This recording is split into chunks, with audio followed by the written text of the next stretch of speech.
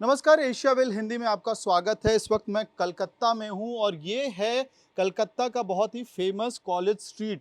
शाम का वक्त है इसलिए भीड़ नहीं दिख रही है और कोरोना का भी इफेक्ट है तो उस हिसाब से भीड़ बहुत कम होती है।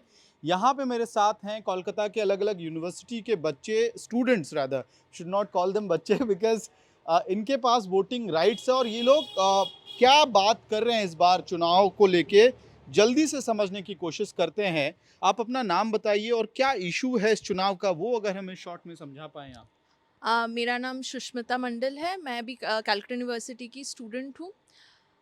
इशू बोले तो चुनाव का देखिए हर बार जैसा होता है, तरह-तरह के पॉलिटिकल पार्टीज़ अपना मैनिफेस्टो लिखते हैं, बातें बोलते हैं।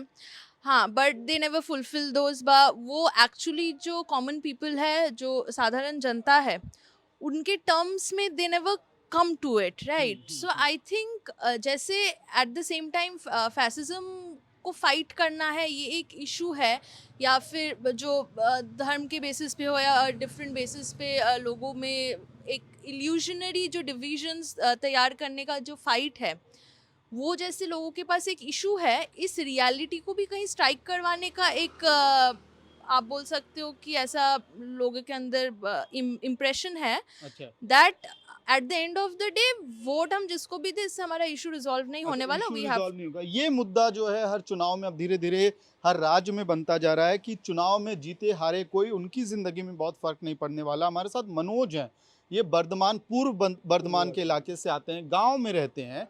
क्या कुछ बदला है पिछले 10 सालों में बंगाल में? आप स्टूडेंट के तौर पे देखते क्या-क्या बदलाव देखते हैं और गाँव से क्योंकि आते हैं तो गाँव की पृष्ठभूमि में क्या बदला है? देखिए मतलब बदलाव तो थोड़ा बहुत हुआ है जो होना चाहिए था, लेकिन मतलब बहुत ज़्यादा कुछ होना चाहिए जो एक्चुअली नीड्स है वो पूरा नहीं हुआ अभी हुँ, तक। अभी तक भी गांव में बहुत सारे लोगों को पानी के लिए मतलब 10 मिनट 15 मिनट पैदल चल के जाना पड़ता है। प्रॉपर रोड्स नहीं हैं। हॉस्पिटल के लिए 15 से 20 किलोमीटर जाना पड़ता है। ऐसा तो बहुत कुछ ही है। तो ये जो जिस तरह के मुद्दे हम देखते हैं यूपी और बिहार में, वो वाले मुद्दे बंगाल ना में भी इतना हैं। नहीं है, हाँ, लेकिन थोड़ा बहुत है। वो इश्यूज़ कुछ-कुछ हैं गाँव बिल्कुल। हैं, उधर का कुछ-कुछ गाँव हैं, ज जहाँ पर ये मुद्दा है। विकास अभी तक उस हिसाब से नहीं पहुँचा नहीं। है। मैं आप लोगों से बहुत शॉर्ट में समझना चाहूँगा, मेरे ख़्याल से लगभग 2 बहुत इम्पोर्टेंट इश्यू हमने कवर कर लिया है। ये समझना चाहूँगा कि जो नैरेटिव चुनाव में बनाया जा रहा है, एक तरफ जय श्री राम का नारा रखा जाता है ना? दूसरी तरफ ममता बनर्जी चंडी पाठ पढ़ाती हैं। तो क्या लगता है कि चुनाव को असली मुद्दों से दूर किया जा रहा है रिलीजियस डिबेट में फँसा के? हाँ, वो तो माने वो तो है ही। देखिए ना, सब लोग ये बात क्या है, सब लोग वोट बैंक हो गया है। हुँ, तो ये Dalit vote bank, Hindu vote bank, Muslim vote bank, और वोट बैंक में बँटे हुए लोग, ये पॉलिटिकल पार्टी ये चाहता है कि इनको बाँट दिया जाए, क्योंकि ये अगर एकजुट हो जाएगा तो उसका प्रॉब्लम हो जाएगा। वो जो चीज़ नहीं किया है उनके लिए उसको जवाब देना पड़ेगा। तो बात ऐसा ही है कि वो लोग हर वक़्त ऐसा कर रहा है, लेकिन बात ये है कि पॉलिटिक्स और रिलीजियन ये 2 अलग चीज़ है। पॉलिटिक्स एक जगह है और रिलीजियन और एक जगह है। पॉलिटिक्स का ये होना चाहिए कि लोगों का वेलफेयर कितना है, लोगों का हुँ, वेल-बीइंग हुँ, कितना हुँ, है, हुँ। इसलिए ठीक है, इसके बोलते ठीक है। हैं। आखिरी सवाल मैं आपसे पूछना चाहूँगा। एक तरफ टीएमसी खेला होबे की बात कर रही है ना? परिवर्तन का बात कर रही है। बीजेपी कह रही है कि भाई जय श्री राम के नारे पे चुनाव हो रहा है एक तरह से और विकास का मुद्दा है। लेफ्ट फ्रंट अपने पुराने दिनों की याद दिलाती है। इन सब के बीच में एज़ अ महिला voter, as a young voter, क्या आपको लगता है आपके इश्यूज़ खो गए हैं या उन पे भी बात हो रही है या होनी चाहिए? होनी तो बिल्कुल चाहिए लेकिन हो नहीं रही है। ख़ासकर देखिए मेरे आइडेंटिटी जो इलेक्टोरल पार्टी जैसे सोचते हैं, मेरी आइडेंटिटी 2 हिस्से में उन लोग डिवाइड करते हैं, one is student, one is woman. हुँ, तो स्टूडेंट होने के नाते मुझे ये तो प्रॉब्लम काफ़ी हो रही है, क्योंकि यूनिवर्सिटीज़ जो हमारी एजुकेशन को प्राइवेटाइज़ करने का बहुत कोशिश हो रहा है। फ़ीस हाइक हो रहे हैं हर जगह। मुझे जो कंपैरेटिव एग्ज़ाम्स देने हैं उनके फ़ीस इतना होता है कि मतलब एक सिग्निफिकेंट पोर्शन हमारी मंथली जो इनकम होती है उसमें चले जाते हैं।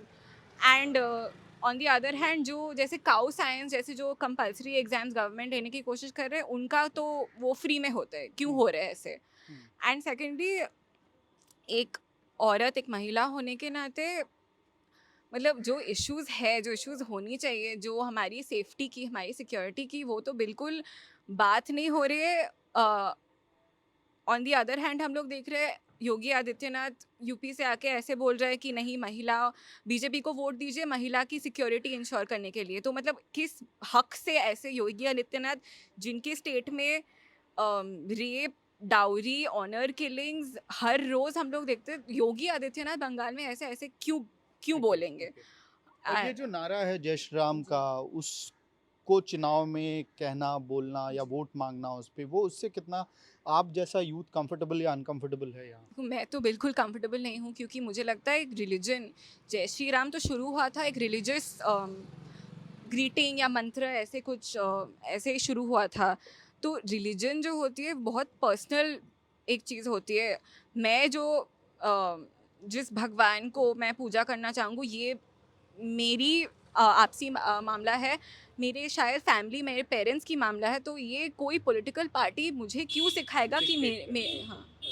फाइनल सवाल, कोरोना में जो दिक्कतें आप स्टूडेंट्स को हुई, क्या उसको लेके भी इस चुनाव में कहीं कोई बातचीत है या कंसर्न है आप लोगों का? शॉर्ट में बताइएगा बिल्कुल। हाँ, मतलब कोरोना में स्टूडेंट लोगों का अभी तक तो कॉलेज बंद है, और सबसे ज़्यादा असर पड़ा कि स्टूडेंट लोगों का ऊपर ही, क्योंकि सब जगह तो खुल गया, सबका प्रोडक्शन हो रहा है, सब कुछ हो रहा है, लेकिन पढ़ाई नहीं हो रहा। और एक जो बड़ा गैप है वो करियर में भी तो ये पड़ेगा, उसका प्लेसमेंट उसके लिए वगैरह भी ये कुछ सब भी इस चुनाव affected में होगा। कुछ प्रोमिसेस करने चाहिए थे पॉलिटिकल पार्टीज को। नहीं, ये तो बिल्कुल करना चाहिए कि जो जो मैंने मतलब बंगाल में कोरोना तो हुआ, उसका साथ आम्फान का भी इफेक्ट है। तो ये जो इफेक्ट है इसको मिटाने के लिए, इसको जो बुरा असर पड़ा इसको मिटाने के लिए वो क्या क्या करना चाहिए, ये प्रॉपरली वो डील करना चाहिए, उसका प्लानिंग करना चाहिए। ऐसे किसी लोगों का ये देना है, वो देना है, ऐसे करके नहीं होगा, एक प्रॉपर ठीक। प्लानिंग चाहिए ना। ठीक है, तो ये थे कलकत्ता में पढ़ रहे presidency university, Kolkata university, Jadavpur university के स्टूडेंट्स की बातचीत आपने सुनी है।